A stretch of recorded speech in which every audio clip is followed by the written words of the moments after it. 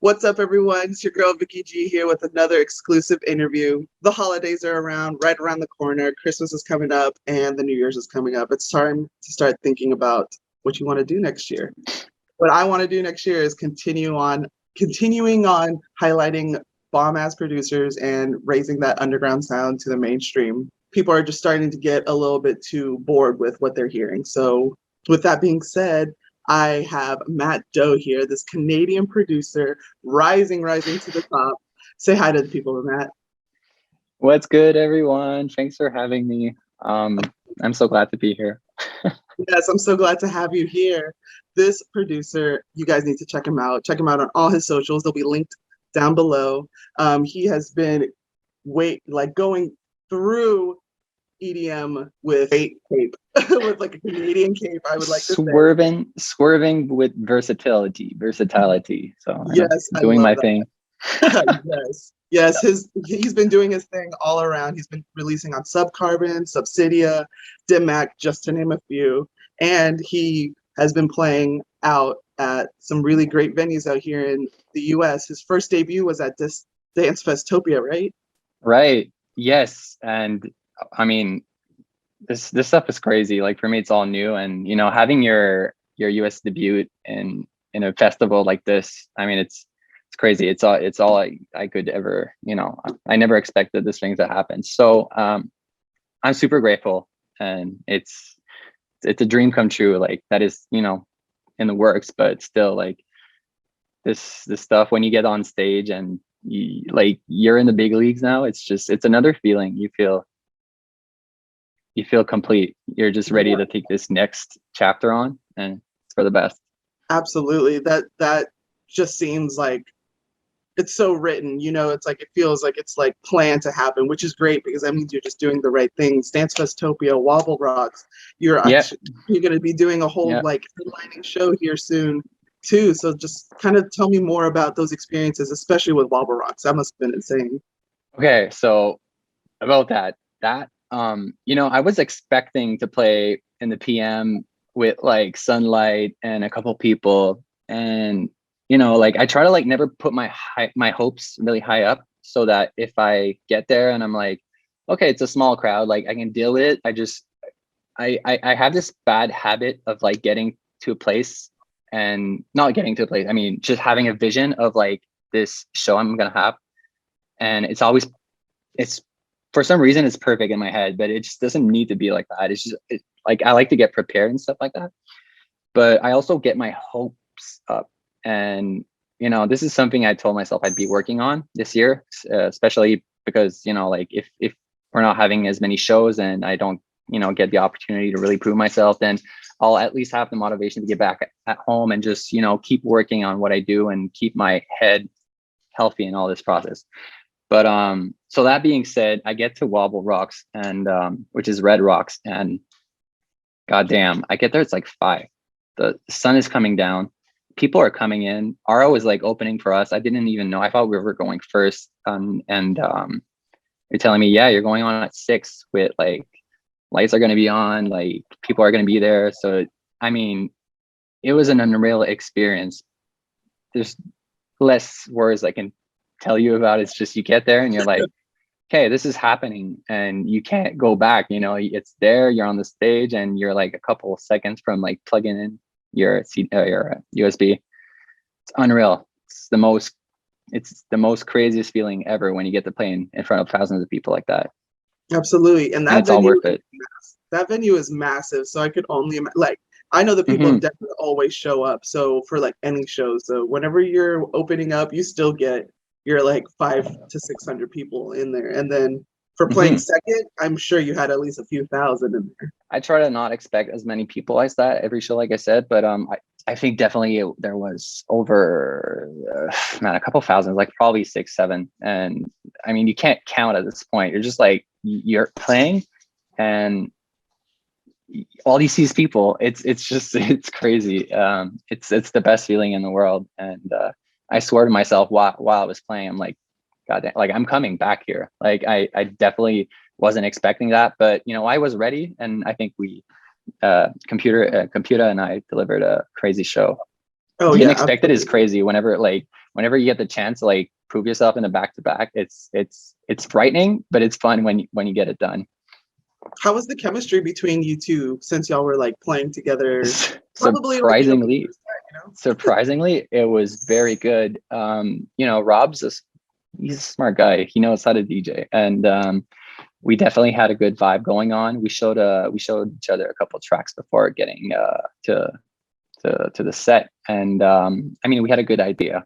We know our cues, so we know how to transition things and beyond. And I think it was fun because it was definitely stressful at first because I'm not used to like playing in front of that amount of people. But being in this situation, you can kind of see it because they sent us a video of our gigs. They filmed our set, and I watched myself and I'm like, God damn, like, am I ever stressed out?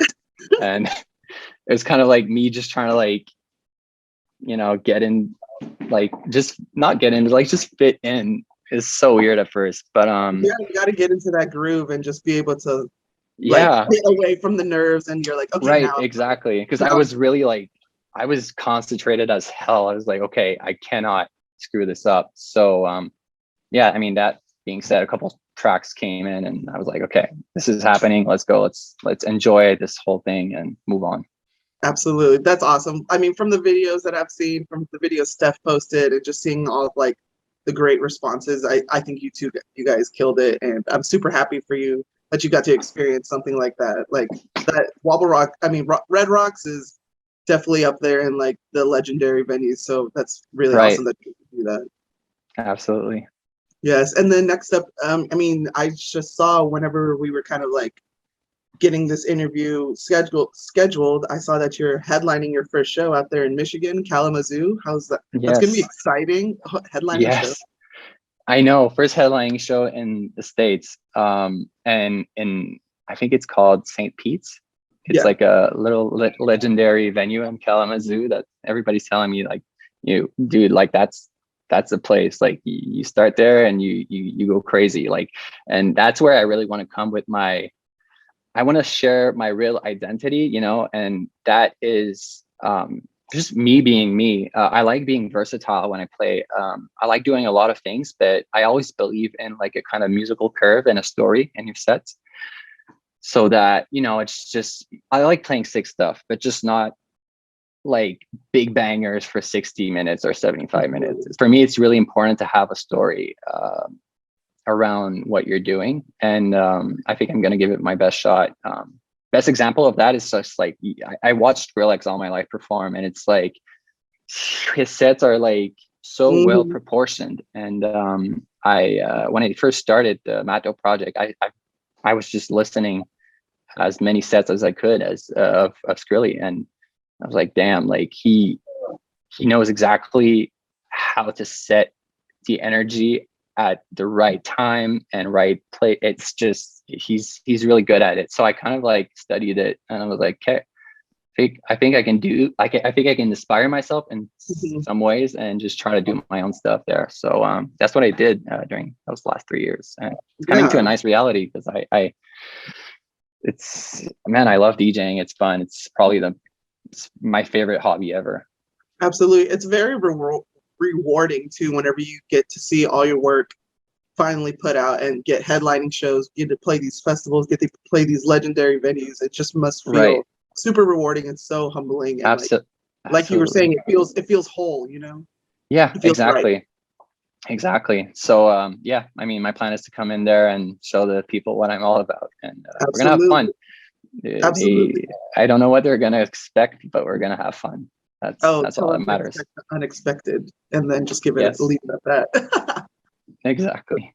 That's awesome. Yeah, well, talking about like venues and how they really do set the tone, like I really do think being able to start off at like these smaller venues that are legendary really helps you build your following and everything like that. Same way with like the music industry. It's going in so many ways, but something that always stays true is to those like that underground sound. And I just kind of wanted to get your opinion on how you feel how the industry as a whole is going. It's in a weird place for me for now because I'm just stuck at home.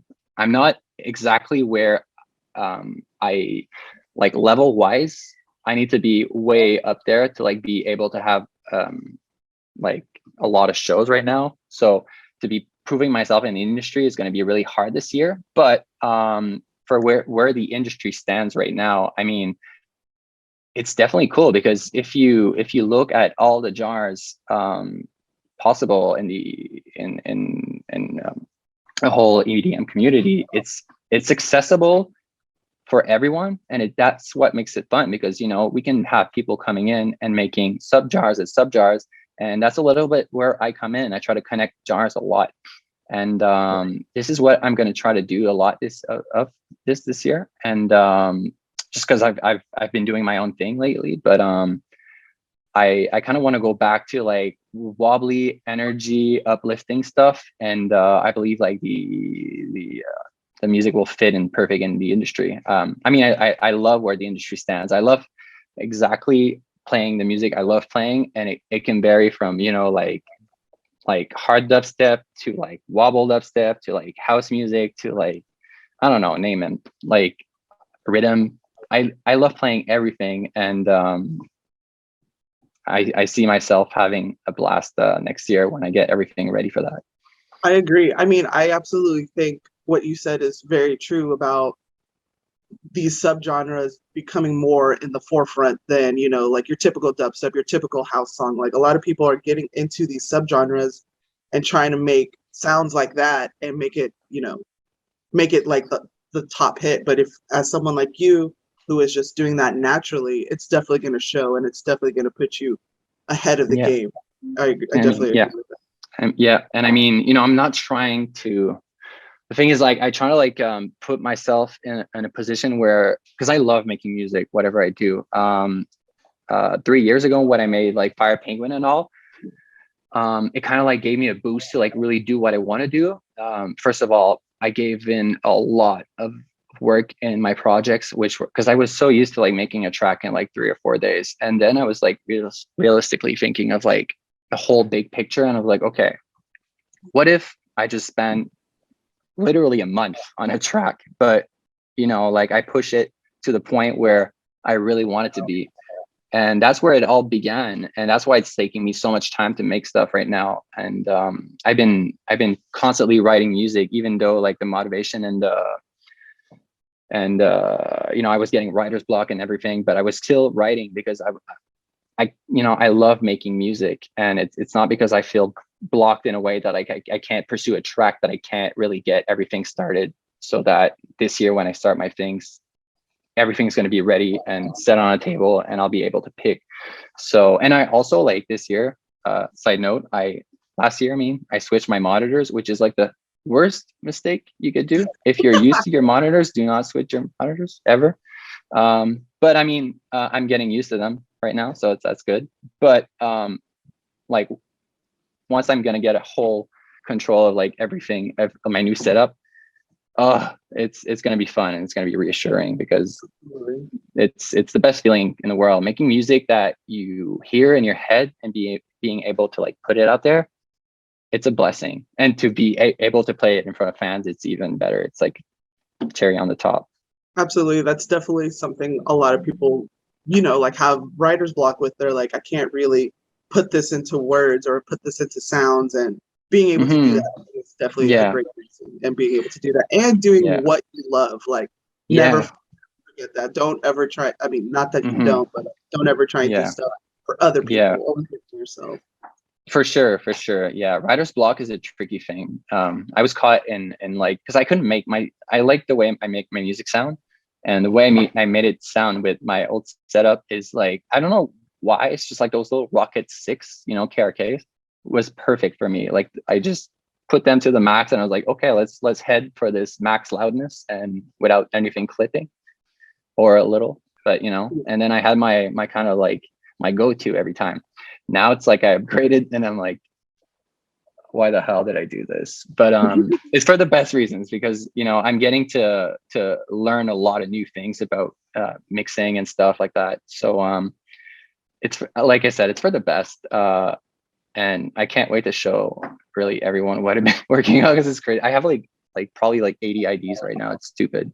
at this point, Honestly, it's like, that's the best thing to hear, because that means you are just like locked and loaded with stuff, and that's really right. great to have as an artist. Yeah, exactly. And I don't show much stuff right now. Like I probably show like 10% of what I have because I kind of like having, to show new stuff all at Yeah, once. So yes, hopefully this winter everything's gonna, open up for me. And I love hearing IDs, because I think that also brings that want factor for Mhm. artists. It's like, damn, I heard this one song, but I can't ever hear it again unless I go see this person and Yeah, they play this ID that I've been lusting over and all this other stuff. exactly. I'll make sure to play a couple on the TRILLVO mix. I promise. Yes, please. Yes, Yes, please. I'll spoil you guys a little. I'd love to hear that. I'd love to hear that. Let's talk about your Gas EP and kind of like the sounds behind it. It's an acronym, right? It stands for all of the titles in your track. Let's just go into. Exactly. Yeah, exactly. I mean, it came all from the branding that I kind of like around being around Volcano initially. And I kind of like where it's heading at right now because I have a vision of like things. It's hard to tell, but I just have a vision where everything is going right now with like the branding and the names and then the EPs and everything building together. Fire Penguin is kind of funny because I made this out of nowhere and it became a hit. So obviously I'm gonna have to keep this as a branding. It was kind of like, oh, okay, well I guess it's part of me now. But it was always a thing because like penguins are kind of like weird and walking weird, and people were just like, yeah, Matt's a penguin. He's definitely a penguin. He's a weird guy. It's made in a whole year because the direction of the whole thing, I was just like, okay, let's make that weird stuff. But I had all sorts of problem. I had to switch setups, and I had to finish the EP on my old computer, which was like crazy because even though I bounced everything out, when you like make a sound on Serum, you kind of like have to bounce it out at some point with all those automations because it's taking too much of your CPU and stuff. So I bounced out a lot of things and I was just trying to get this session to work basically because this is lagging so much. So in short words, it was a disaster finishing that, but it was fun. I mean, at first when everything was working, it's kind of funny because when I got kind of caught in this making this final drop about like the gas track, I was like, okay, I do not have a lot of CPU left and there's like nothing I can do. So I was basically just copying the pattern and keeping the weirdly the automations on the first sound that I had. And I randomly loaded something that I like an old preset that I tweaked a few months ago. And it just gave out this second drop noise and I was sound. And then I was like, holy shit, tweaked a couple things. And then it was a wrap. So that was kind of funny. It just came out of nowhere, but I kind of like the vibe to it because it represents me a lot. I think it's a really dope track. It's a creative track.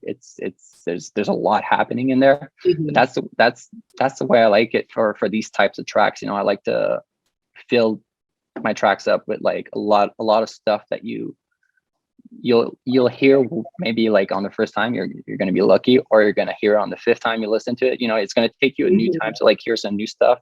And it's kind of a puzzle. So yeah, it's just stuff that I like doing. Same thing for Smoke and Ash was the final track, and it took me a week to do it because I couldn't get the inspiration. I think I restarted this track like 3 times, honestly, because I was just like, I had those lyrics going on and I was like, okay, let's try to make something cool out of this. And it just wouldn't follow. Like everything I was trying to do, it didn't work. So I just said, okay, you know what? Instead of like me trying to be something else for this final track, let's just go back to the basics, which was like a year ago, I started Gas. I just went with whatever and I had fun.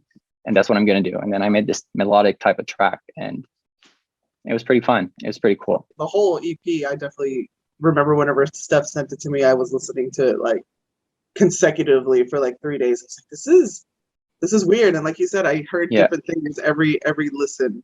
I was like, wow, this is really, really nice. Yeah. I like manipulating my own kind of flow, and just tweaking it the way I like. It's very uncommon for like big DJs to play these types of tracks, I guess, in like, dubstep or rhythm sets, because it's just it's another league. It's Yeah, just it sits somewhere else, but it's kind of cool because it brings that weirdness inside of you. absolutely, it's just absolutely, and something that's different. definitely what you're about, and that's what I love. It's like Yeah, bringing and out your inner in yourself. yeah, exactly. And then I believe that slowly but surely I'll try to incorporate these tracks a little bit more, like just like not, inspire myself a little bit more from like rhythm, because I really like rhythm tracks and dubstep tracks. I really want to make stuff that, I'll be able to play, or just, being similar lineups as my homies.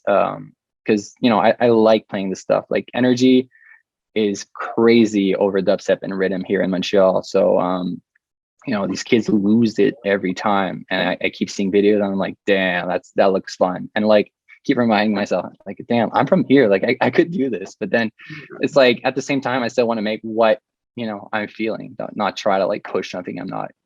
Absolutely, yeah. You have to Yeah, find you have to yeah, find that medium, that yeah, that green area, really.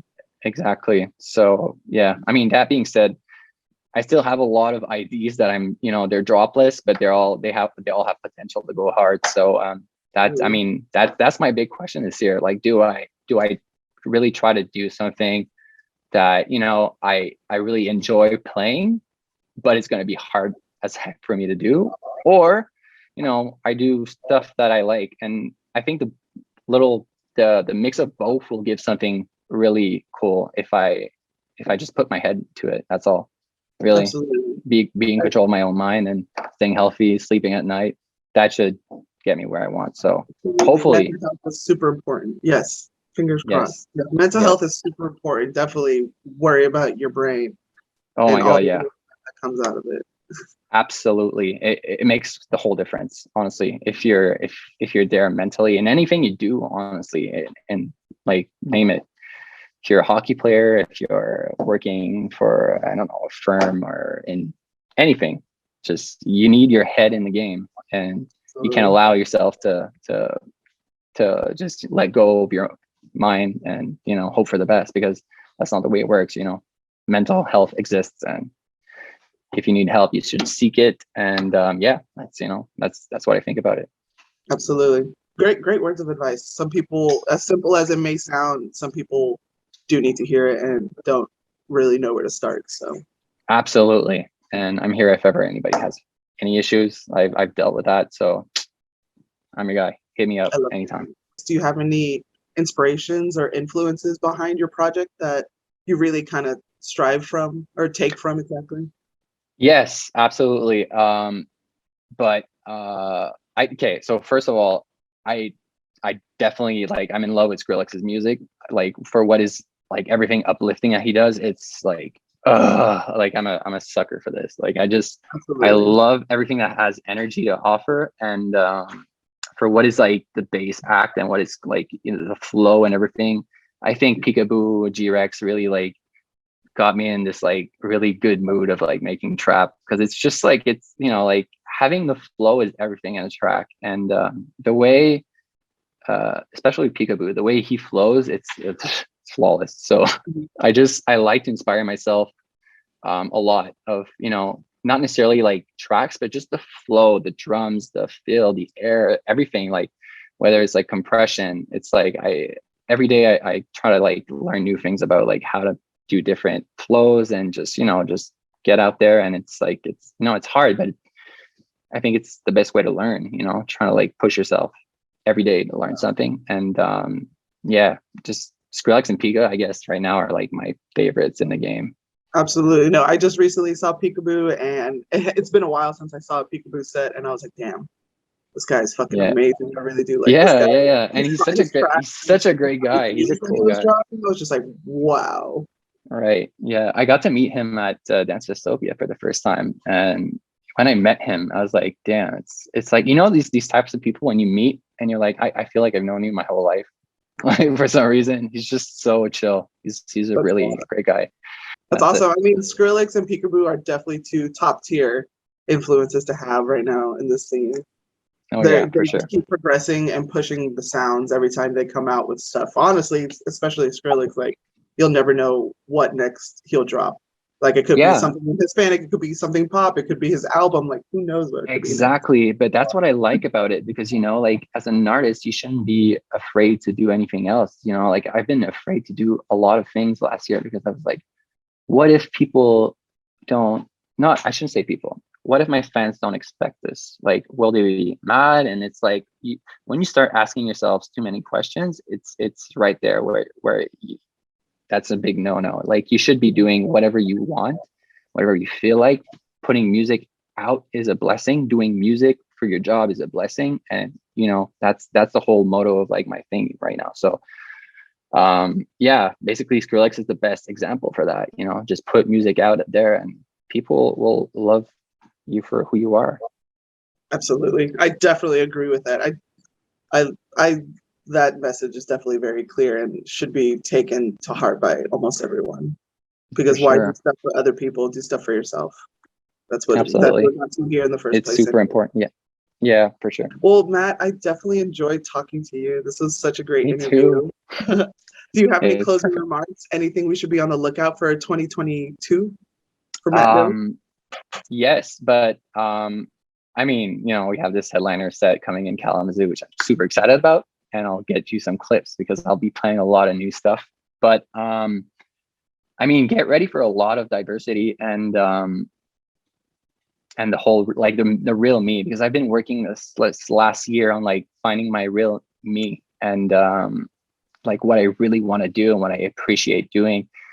And I mean, I'm probably gonna try to do like a lot of singles, but I would love to get some big EP out with like all different types of stuff, you know, just get it out there and be like, you know what, this is what I love making. Check it out. Just, I don't know when exactly, but I know I'm working on it right now, and my setup's getting better. One of my friends is helping me set up this studio space that I have home, because it's been a year of like disaster. trying to make stuff in my room is like the worst. My room is it's almost made in a, I don't know, like a H shape. It's just so weird. Like the sound is, it's chaos. So when I get this sorted out, oh my goodness, it's gonna get fun again. It's just definitely having a room for mixing your stuff is it's key. Absolutely. You have to have the right sounds and be able to listen to all the sounds. So I totally exactly. I love doing headphones, but it's just not the same for me. You know, like I'll mix everything in and shape everything in, but there's something about like the feeling and the bass, and when it hits you, it's for me. Do you do the car test often with your sounds? Like you'll do the headphones and then you'll go to your car and play it? I do it a lot of times, and I do it in my girlfriend's car because she has a Acura RDX, and the sound speaker it's nuts. It's like some 3D thing where you have like 12 speakers everywhere. So like it's kind of bad, because if it sounds good, well, I mean, everything sounds good, but now that it's been like a couple of years now, and I know exactly how it should sound in the car. So that's getting fun. I'm trying to get some weird texture. I'm trying to get some weird texture out of my tracks and then test it on the Acura. It's so weird. Oh my God, that's so funny. Yeah, we need to build that studio ASAP. yeah. You know, it's about time, but it's coming through. We'll get it sorted. I, for one, am super excited to watch you fucking grow and watch the progression of the Matt DOE project and just see how you blossom into the flourishing artist that you already are, you know? Thank you so much. I appreciate that. Thank you, Matt, for your time. And thank you to the viewers for watching and getting to know a little bit more about Matt DOE. Until next time, guys. See ya. Thank you. Peace.